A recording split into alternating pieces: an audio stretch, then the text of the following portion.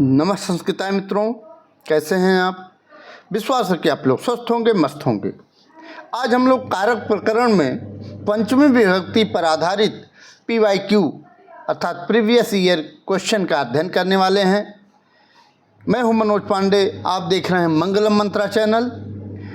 यह टॉपिक जो कारक प्रकरण है यह UP TGT LT के विद्यार्थियों के लिए बहुत ही महत्वपूर्ण है। तो आइए पंचमी विभक्ति के बारे में अध्ययन करते हैं।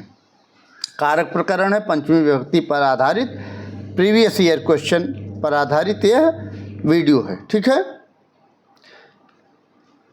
पहला प्रश्न है आज का, निम्नलिखित में शुद्ध वाक्य कौन सा है।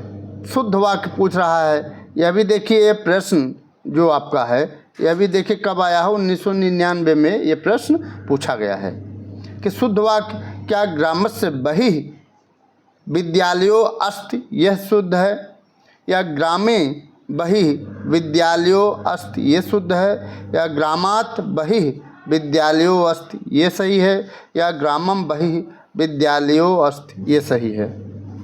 तो आप जानते हैं कि पंचमी में क्या लगता है, इसमें जब पंचमी विभक्ति पढ़ते हैं तो उसमें क्या पंचमी विभक्ति लगती है। जो आपका अपादान पढ़ते हैं, अपादान कारक, ठीक है, तो उसमें कौन सी विभक्ति लगती है, पंचमी विभक्ति लगती है।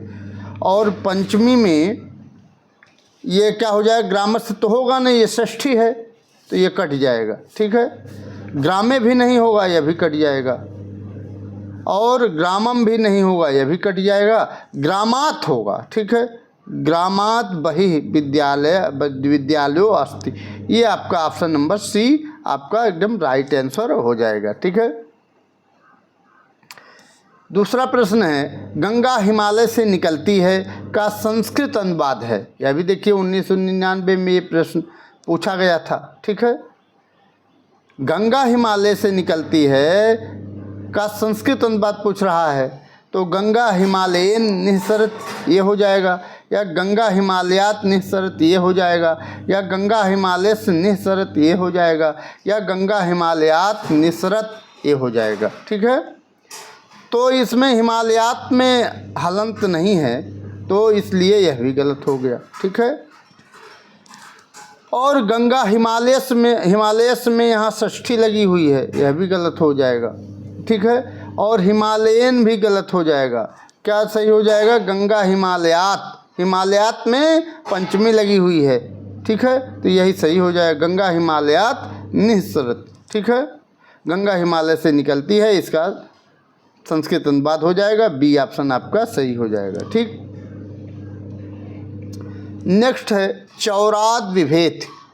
चौराद विभेद में पंचमी विभक्ति किस सूत्र से है।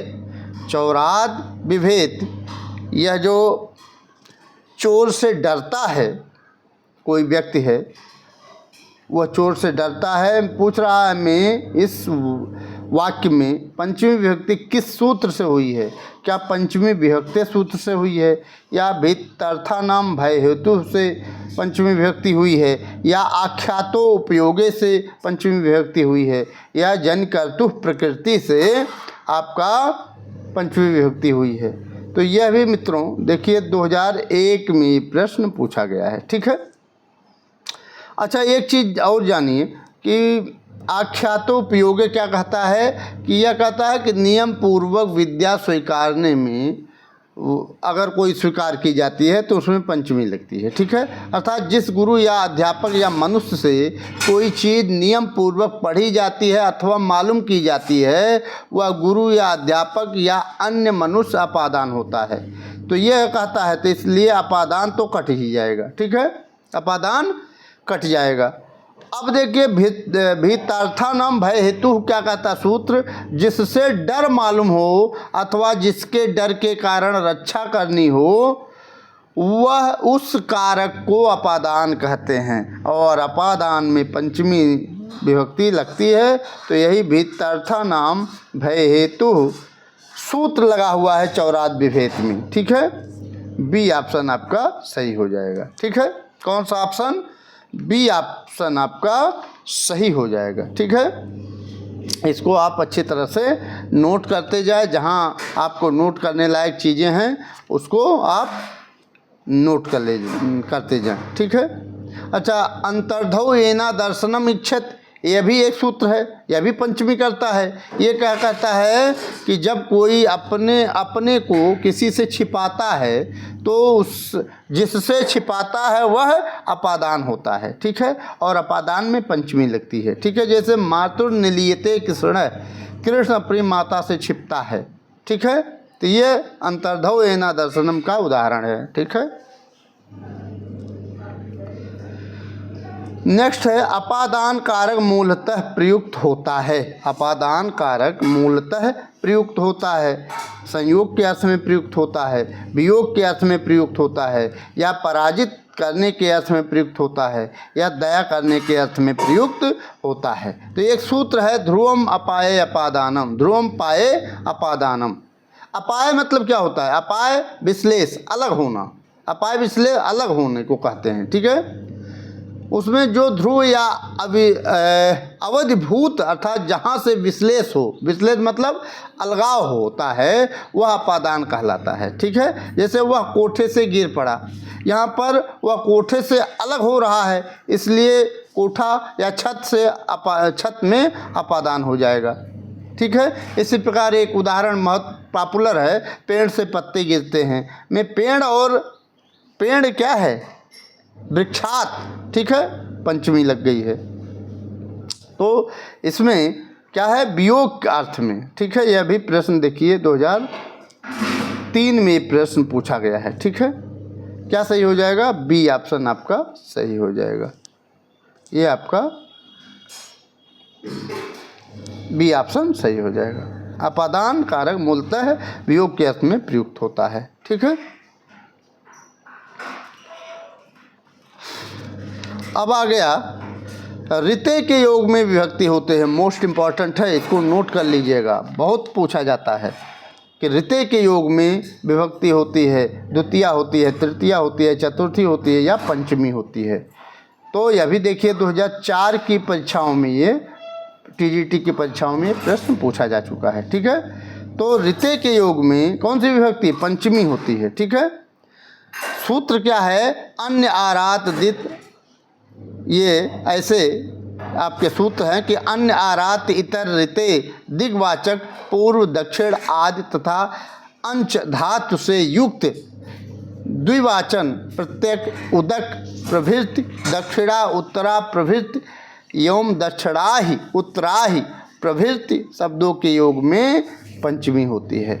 मतलब अन्य हो जाए, आरात होता है आ जाए, या इतर आ जाए, या रिते आ जाए, तो उसमें हम लोग पंचमी लगाते हैं, ठीक है। तो रिते के योग में हम लोग क्या लगाएंगे? पंचमी विभक्ति लगाएंगे, ठीक है। आपका डी ऑप्शन आपका सही हो जाएगा, ठीक। कौन सा? डी ऑप्शन आपका सही हो जाएगा।